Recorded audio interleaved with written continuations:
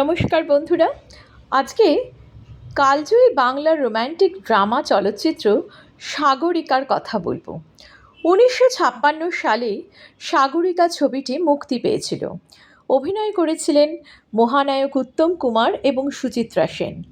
এই জনপ্রিয় ছবিটি পরিচালনা করেছিলেন অগ্রগামী। এই ছবিতে উত্তম কুমার অরুণাংশু চরিত্রে এবং সুচিত্রা সেন সাগরিকা চরিত্রে অভিনয় করেছেন, যা বাঙালির কাছে একটি আইকনিক সিনেমা হিসেবে পরিচিত।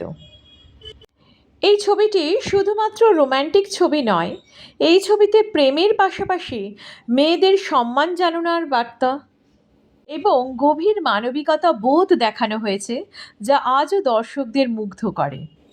এই ছবিটি কাহিনী, পরিচালনা এবং রোম্যান্টিক জুটি হিসেবে বাংলা সিনেমার ইতিহাসে অন্যতম শ্রেষ্ঠ ছবি হিসেবে স্থানাধিকার করেছে। এই যুগান্তকারী হিট ছবি সাগরিকা কী করে তৈরি হলো?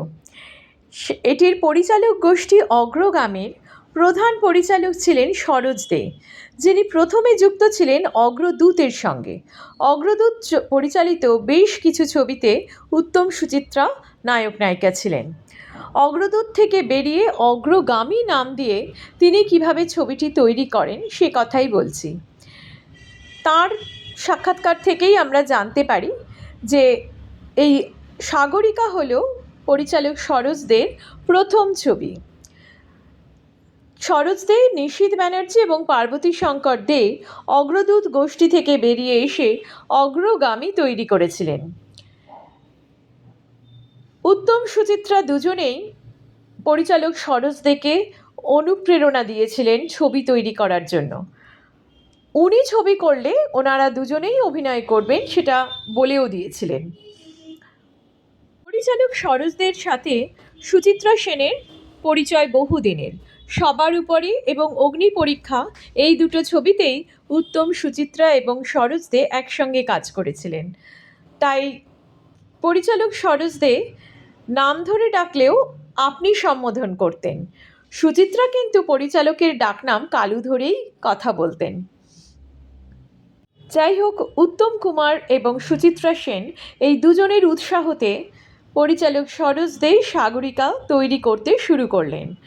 নামী চিত্রনাট্যকার নিতাই ভট্টাচার্যের কাহিনী অবলম্বনে সাগরিকা তৈরি করা হয়েছিল। পরিচালক বলছেন, সাগরিকায় কাজ করার সময় তিনি উত্তম সুচিত্রার কাছ থেকে সবথেকে বেশি সাহায্য পেয়েছিলেন। তার সাক্ষাৎকার থেকে জানতে পারি যে এমনও দিন গেছে যেদিন সুচিত্রা সেন সকাল 8টায় শুটিংয়ে এসেছেন, এক নাগাড়ে কাজ করেছেন। বিকেল 5টা নাগাদ তাকে বলেছেন যে তিনি একটু বাড়ি থেকে আসছেন, আবার পরবর্তী শট যেটা সেটা 1 ঘন্টা দেরি আছে সেই জন্য তিনি বাড়ি গেছেন। সে আবার ঠিক সময় ফ্রেশ হয়ে এসে রাত 2টো পর্যন্ত টানা কাজ করেছেন। ওনাদের সহযোগিতা ভোলার নয়। পরিচালক বলছেন যে সাগরিকা ছবিটির জন্য ওনার মনে আছে যতদূর সম্ভব উনি মহানায়ক উত্তম কুমারকে 2000 টাকা এবং মহানায়িকা সুচিত্রা সেনকে 3000 টাকা দিয়েছিলেন। তাতেও কিন্তু ওদের কোনো আপত্তি ছিল না। প্রচুর পরিশ্রম করে সাগরিকা তো তৈরি হলো। এবার সাগরিকা মুক্তির দিন যত এগিয়ে আসতে লাগলো, ততই পরিচালকের ভয় বাড়তে লাগলো। কারণ তিনি জানতেন ছবির সাফল্য এবং ব্যর্থতা নির্ভর করে ইন্ডাস্ট্রিতে তিনি জায়গা পাবেন কি পাবেন না। রিলিজ করেছিল ছবিটি ফেব্রুয়ারি মাসে এবং সকাল থেকে বৃষ্টি পড়ছে।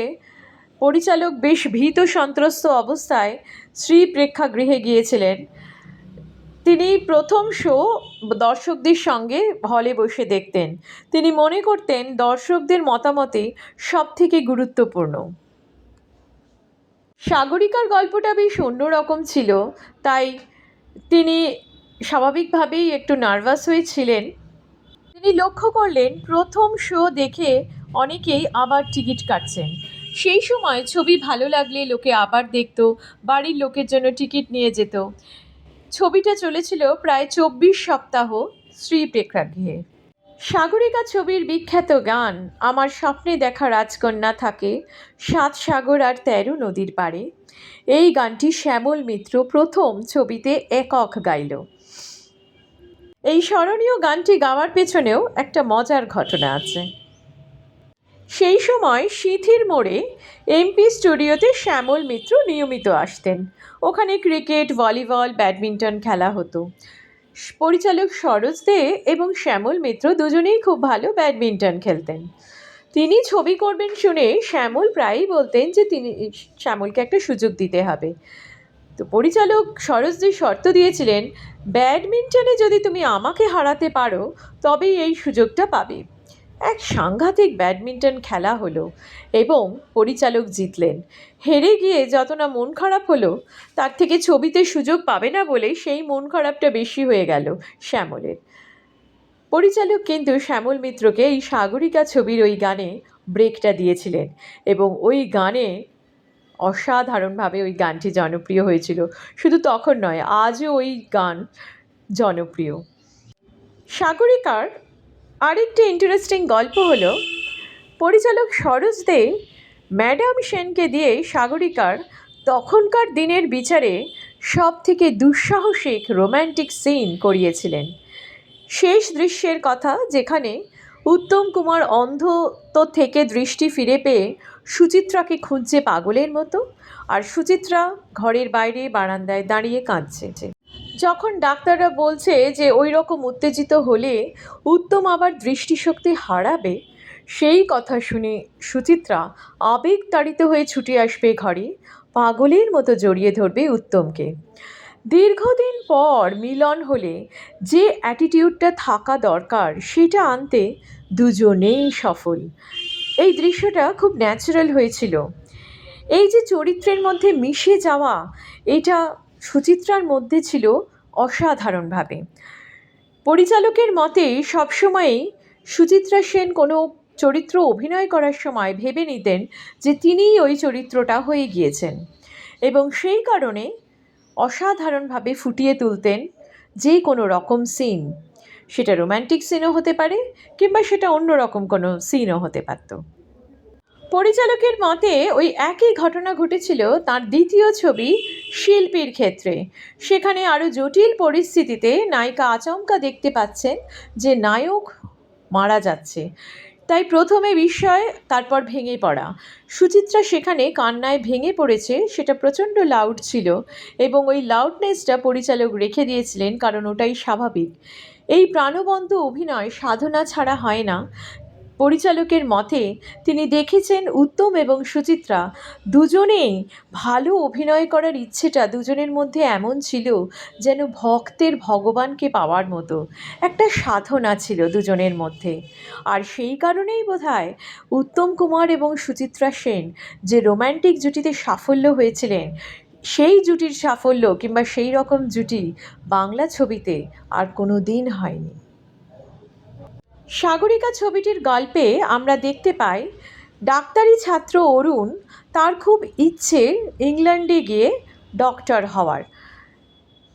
কলেজে শিপ্রা বলে একটি মেয়ে যে অরুণকে বেশ ভালো লেগেছিল, ভালোবাসত, কিন্তু অরুণ ভালোবাসত সাগরিকাকে, সেই কলেজেরই জুনিয়র। অরুণ একটি কবিতা লিখেছিল সাগরিকাকে নিয়ে, কিন্তু সেটা অরুণ নিজের কাছেই রেখে দিয়েছিল। শিপ্রা সেটি সাগরিকার কাছে পৌঁছে দিয়েছিল অরুণের কোনো রকম কোনো পারমিশন ছাড়া। সাগরিকা সেইটি দেখে বেশ রাগান্বিত হয়ে অরুণের বিরুদ্ধে কমপ্লেন করেছিল কলেজের প্রিন্সিপালকে এবং অরুণের স্কলারশিপ তার ফলে ক্যান্সেল হয়ে গেছিল শাস্তিস্বরূপ। অরুণ গ্রামে ফিরে গিয়েছিল, ঠিক করেছিল যে বিদেশেও যাবেই। শিপ্রা পরে সাগরিকার কাছে সত্যটা স্বীকার করে নেয়। তখন সাগরিকা নিজেকে খুব দোষী মনে করে, কারণ অরুণ একটা ভালো ছাত্র সাগরিকার জন্য স্কলারশিপ হারালো। পরে আমরা দেখতে পাই অরুণ বিলেতে যায়, ডক্টর হয় এবং বসন্তী, যে কিনা সাগরিকার জ্যাঠার মেয়ে, তার সাথে অরুণের বিয়ের একটা এনগেজমেন্ট হয় এবং বাসন্তীকে নিয়ে আসা হয় শহরে, একটি শহরের মতন চলন বলন করে দেওয়ার জন্য রেখে দিয়ে যাওয়া হয় সাগরিকার কাছে। সাগরিকা যে কিনা অরুণের প্রেমে পাগল, সে তখন অরুণকে বাসন্তীর নাম নিয়ে চিঠি লিখতে শুরু করে এবং বাসন্তী পুরো মাত্রায় সাগরিকার উপর দায়িত্ব দেয় যে তুমিই তার চিঠির উত্তর দাও, আমার এসব উত্তর বাংলা এসব এত কিছু লেখা আমার আসে না। তো বাসন্তী অরুণকে ঠকাতেও শুরু করে, কারণ বাসন্তী তখন অজিত বলে আরও একজনের সাথে প্রেম করতে শুরু করে। অরুণ এবং সাগরিকার চিঠিতেই প্রেম চলে এবং তারপর অরুণ মেডিকেল স্কুল থেকে গ্র্যাজুয়েশন করে, বিলেতে ডাক্তার হতে গিয়ে একটা অ্যাক্সিডেন্টে অরুণ অন্ধ হয়ে যায়। এই অন্ধ হয়ে ফিরে আসে ভারতে। তখন অন্ধ অরুণকে বাসন্তী বিবাহ করতে অস্বীকার করে। সাগরিকা এবং অরুণের কমন ফ্রেন্ড ছিল কেদার। তার বাড়িতেই অরুণ থাকে এবং অরুণের সেবা করে সাগরিকা বাসন্তী রূপে। অরুণ কিন্তু জানতে পারে না যে সাগরিকা তার সেবা করছে, বাসন্তী নয়, কারণ অরুণ অন্ধ এবং অরুণ মনে করে যে বাসন্তীই তার সেবা করছে। এরপর একজন খুব নামী ডক্টর এসে বলে যে হ্যাঁ, অরুণের চোখের অপারেশন করা সম্ভব হবে এবং সেই সময় বাসন্তীও আবার প্রেমে ধাক্কা খেয়ে ফিরে আসে। যাই হোক, অপারেশন সাকসেসফুল হয়, কিন্তু অরুণ বলে আমি চোখ খুলে তাকে দেখতে চাই, বাসন্তীকে, যে আমার এত সেবা করেছে। কিন্তু হাতের স্পর্শ পেয়ে বুঝতে পারে যে সে নয়। তখন সে আবার চোখ বন্ধ করে খুব উত্তেজিত হয়ে পড়ে। তখন সাগরিকা ফিরে আসে। এইভাবে অরুণ আর সাগরিকার মিলন ঘটে। এই ছবিতে সুচিত্রা সেন অপূর্ব অভিনয় করেছেন। তার যে মনের টানা পোড়েন সব কিছু খুব সুন্দরভাবে ফুটিয়ে তুলেছিলেন। কিছু কিছু জায়গায় একদম নির্বাক, শুধুমাত্র চোখের অভিব্যক্তিতে তিনি বুঝিয়ে দিয়েছেন যে তিনি কতটা কষ্ট পাচ্ছেন। সেই যে তার মনের কষ্ট, সেটা ফুটিয়ে তুলেছিলেন তার অসাধারণ অভিনয়ের সাহায্যে। আর অরুণরূপী উত্তম কুমার প্রথম দিকে যেরকম তিনি সুন্দর অভিনয় করেছেন এবং পরের দিকে যখন তিনি অন্ধ হয়ে গেছেন, একটা মানে হেল্পলেস একটা মানুষ, সেইভাবে নিঃসহায় একটা মানুষ কিভাবে একটা মানুষকে আঁকড়ে ধরে, এবং সেই যে অভিনয়, কিংবা যখন তার অন্ধত্ব চলে গেছে, যখন সে চাইছে যে মানুষটা তার সেবা করেছে তাকে দেখতে, সেই অভিনয় এক কথায় অনবদ্য। এই ছবিতে রবীন চ্যাটার্জি এবং গৌরীপ্রসন্ন মজুমদার গান কম্পোজ করেছিলেন। ৮টা গান ছিল, তার ভেতর আমার স্বপ্নে দেখা রাজকন্যা খুবই জনপ্রিয় গান ছিল। এছাড়াও সন্ধ্যা মুখোপাধ্যায়ের কণ্ঠে ছিল এবং আরও আলপনা ব্যানার্জির কণ্ঠেও কয়েকটি গান ছিল। সব মিলিয়ে গান, গল্প সব মিলিয়ে এই ছবিটি অসাধারণভাবে জনপ্রিয়তা লাভ করেছিল। উত্তম সুচিত্রা জুটির জনপ্রিয় ছবিগুলির মধ্যে সাগরিকা ছবিটি অন্যতম। গল্প, গানে, নাটকীয়তায় সাগরিকা ছবি একদম অনন্য।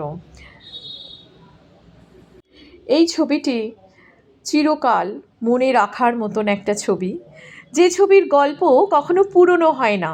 কিছু কিছু ছবি আমরা দেখি যা হয়তো সেই যুগেই ছিল, অর্থাৎ 1950, 1960, এই 50-এর দশক, 60-এর দশকে, যা এখন হয়তো আর নেই।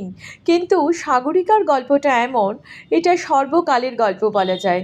যে কোনো সময়, যে কোনো কালে একদম যুগোপযোগী গল্প, যে গল্প কিংবা কাহিনীর মাধ্যমে আমরা উত্তম সুচিত্রার অনবদ্য অভিনয় দেখার সুযোগ পেয়েছি।